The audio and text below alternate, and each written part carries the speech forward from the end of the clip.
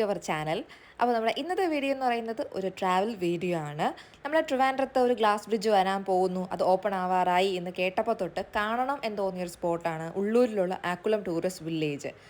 അപ്പോൾ അവിടെ പോയി കഴിഞ്ഞാൽ എന്തൊക്കെ കാണാനുണ്ട്, ഒരു ഫാമിലിക്ക് എൻജോയ്മെൻറ്റ് ചെയ്യാൻ പറ്റിയ എന്തൊക്കെ അവിടെയുണ്ട്, ടിക്കറ്റ് പ്രൈസ് എത്രയാണ്, എപ്പോൾ ഓപ്പൺ ആവും എന്നൊക്കെയുള്ള വിശേഷങ്ങളാണ് ഇന്ന് നിങ്ങൾ ഈ വീഡിയോയിലൂടെ കാണാൻ വേണ്ടിയിട്ട് പോകുന്നത്.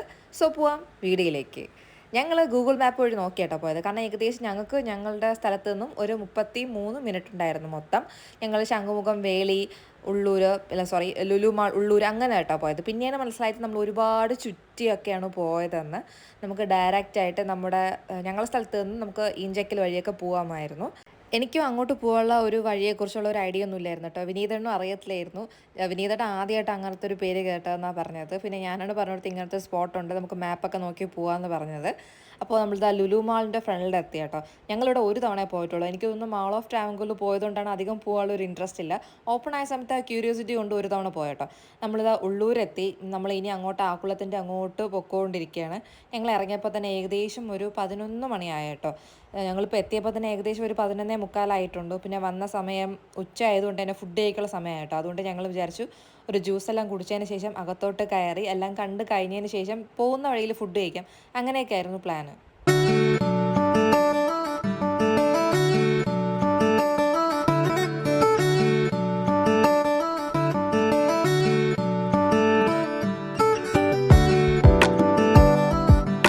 നമ്മൾ ഉള്ളിലോട്ട് എൻ്റർ ചെയ്യുമ്പോൾ തന്നെ കാണുന്നത് ഇതേപോലെ കുറേ ചെടികൾ ഇവിടെ സെയിൽസിന് വെച്ചിട്ടുണ്ട് കേട്ടോ. നമുക്ക് ഇഷ്ടമുള്ളത് വാങ്ങിക്കൊണ്ട് പോവാം. അപ്പോൾ നമുക്ക് ഇതിനെ പറ്റിയിട്ടുള്ള ഫുൾ ഡീറ്റെയിൽസ് ഇവരോട് എഴുതി വെച്ചിട്ടുണ്ട് കേട്ടോ. ടിക്കറ്റ് റേറ്റ് ആയാലും ഇവിടെ എന്തൊക്കെ ആക്ടിവിറ്റീസ് ഉണ്ടെന്നും നമുക്ക് എന്തൊക്കെ ചൂസ് ചെയ്യാം, അതിൻ്റെ ടൈമിംഗ് എല്ലാം ഇതിനകത്ത് തന്നെ എഴുതിയിട്ടുണ്ട്. അപ്പോൾ ഞങ്ങൾ ഇപ്പോൾ ആദ്യം കുഞ്ഞിക്ക് വേണ്ടിയുള്ള പാർക്കിൻ്റെ മാത്രം എൻട്രി ടിക്കറ്റ് എടുത്തിട്ട് നിന്ന് കേട്ടോ. കാരണം ഞങ്ങൾ പറഞ്ഞ സമയം ഞാൻ പറഞ്ഞില്ല, ഉച്ചയുണ്ട് സമയമായതുകൊണ്ട് തന്നെ കൗണ്ടറൊക്കെ ചിലത് ക്ലോസ് ആയിരുന്നു. അവരെല്ലാം ഫുഡ് കഴിക്കാൻ പോയ സമയമായിരുന്നു. അതുകൊണ്ട് ഞങ്ങളും കുറച്ച് നേരം അവിടെ ഇരുന്നു. കാരണം വെയിലൊക്കെ താന്നതിന് ശേഷം മുകളിലാണ് ഈ ആക്ടിവിറ്റി സോണെല്ലാം. അപ്പോൾ അങ്ങോട്ട് പോകാമെന്ന് വിചാരിച്ചു. അപ്പോൾ കുഞ്ഞിയെ അവളുടെ ആ പാർക്കിൻ്റെ ഏരിയയിലാക്കിയിട്ട് ഞങ്ങൾ കുറച്ച് നേരം അവിടെ ഇരുന്നു കേട്ടോ.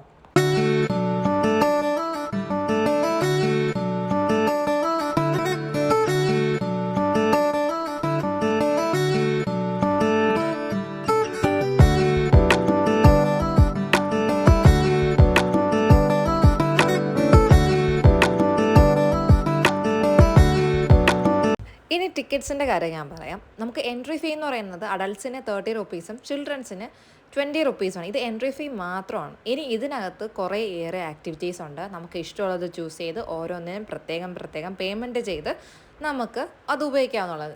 എയർഫോഴ്സ് മ്യൂസിയത്തിന് പ്രത്യേകമുണ്ട്. പിന്നെ ആക്ടിവിറ്റി സോൺ എന്ന് പറഞ്ഞാൽ മുകളിലോട്ടും ഉണ്ട് കേട്ടോ. അത് കുറേയേറെ ആക്ടിവിറ്റീസ് ഉണ്ട്. അതിലും നമുക്ക് ഇഷ്ടമുള്ളത് ഏതാണോ അതിനും ചൂസ് ചെയ്ത് പേയ്മെൻറ്റ് ചെയ്യാവുന്നതാണ്.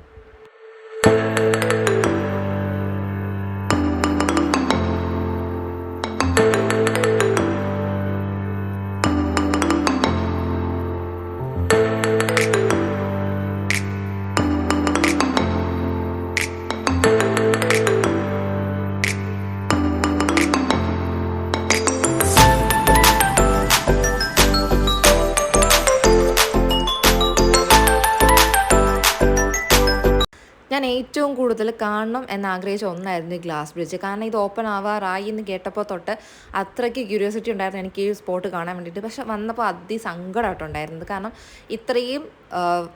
ഇത്രയും പൈസ മുടക്കി ഉണ്ടാക്കിയ ഈ ഒരു ഗ്ലാസ് ബ്രിഡ്ജിൻ്റെ അവസ്ഥ എന്ന് പറയുന്നത് മുഴുവനും കാട് പിടിച്ചാട്ടോ കിടക്കുന്നത്.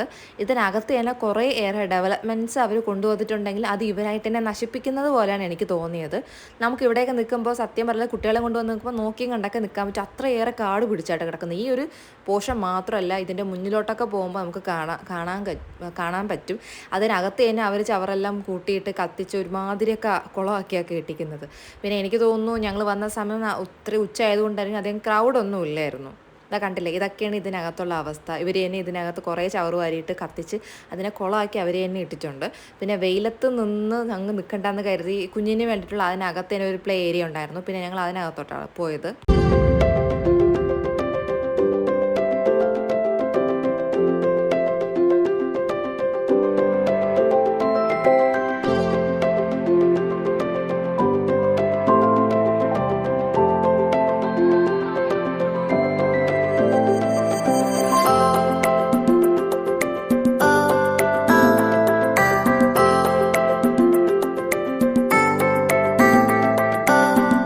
ഇതിനകത്ത് കുറേയേറെ ഗെയിം സോൺ ഉണ്ട് കേട്ടോ, അല്ലാതെ കോംബോ ആയിട്ട് തന്നെ ഗെയിം സോണൊക്കെ ഉണ്ടായിരുന്നു. അതുകൊണ്ട് ഞങ്ങൾ ആ പാക്കേജ് ആട്ടോ എടുത്തത്. അപ്പോൾ വിനീതണ്ണ മസാജ് മതി എന്ന് പറഞ്ഞു. ഞാൻ പിന്നെ ബാസ്ക്കറ്റ് ബോളും കുഞ്ഞിക്ക് ഒരു ബൈക്ക് റേസും ഞങ്ങൾ അങ്ങനെയാട്ടോ എടുത്തിരുന്നത്. പിന്നെ ഒരു 100 രൂപയും കൊടുത്തതിന് നമുക്ക് ഈ മസാജ് ചെയ്യാൻ അവർ കുറച്ചും കൂടെ എക്സ്റ്റെൻഡ് ചെയ്ത് തരുമെന്ന് പറഞ്ഞു. അപ്പോൾ വിനീതേട്ടൻ പിന്നെ അത് ഒന്നും കൂടെ ചൂസ് ചെയ്തു കേട്ടോ.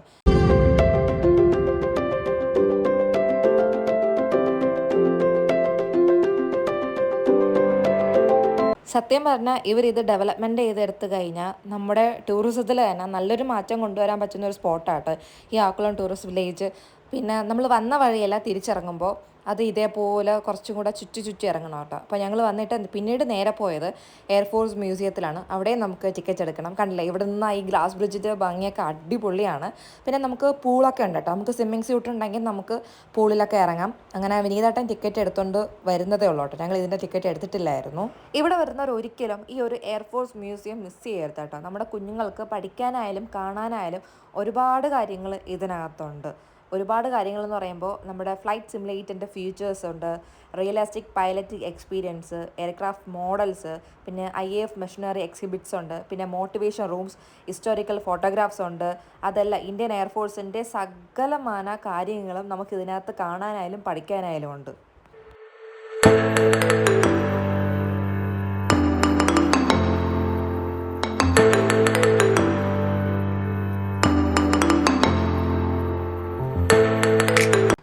ആകെയുള്ളൊരു വിഷമം കുഞ്ഞിക്ക് സ്വിമ്മിംഗ് പൂളിൽ ഇറങ്ങാൻ പറ്റിയില്ല എന്നുള്ളതാണ് കേട്ടോ. കാരണം സ്വിമ്മിംഗ് സൂട്ട് ഉണ്ടെങ്കിൽ മാത്രമേ നമുക്ക് സ്വിമ്മിംഗ് പൂളിലോട്ട് ഇറങ്ങാൻ പറ്റത്തുള്ളൂ. ഈവനിങ് ആകുമ്പോൾ സ്വിമ്മിംഗ് പഠിക്കാൻ വേണ്ടിയിട്ട് എന്നൊക്കെ ഒരുപാട് കുട്ടികൾ ഇതിനകത്ത് വരുന്നുണ്ട് കേട്ടോ. അപ്പോൾ ആ ഒരു വിഷമം മാറ്റാൻ വേണ്ടിയിട്ട് ഞങ്ങളൊരു ഐസ്ക്രീമിലങ്ങ് ഒതുക്കി. അപ്പോൾ ആക്കുളം ടൂറിസ്റ്റ് വില്ലേജിലെ വിശേഷങ്ങളാണ് നിങ്ങൾ കണ്ടത്. അപ്പോൾ ലൈഫിലല്ല, നമ്മുടെ ഗ്ലാസ് ബ്രിഡ്ജ് വന്നു കഴിഞ്ഞാൽ ട്രിവാൻഡ്രത്തിൻ്റെ മുഖചാതന മാറ്റാൻ പറ്റുന്ന ഒരു സ്പോട്ട് കൂടിയാണിത്. അപ്പോൾ ഈ വീഡിയോ ഇഷ്ടപ്പെട്ടുവെങ്കിൽ ലൈക്ക് ചെയ്യുക, കമൻറ്റ് ചെയ്യുക, ഷെയർ ചെയ്യുക, സബ്സ്ക്രൈബ് ചെയ്യുക. ഇതിലും നല്ല ഇൻട്രസ്റ്റിംഗ് വീഡിയോസായിട്ട് ഞാൻ വരുന്നതായിരിക്കും. So guys, stay tuned. Tata, bye, see U.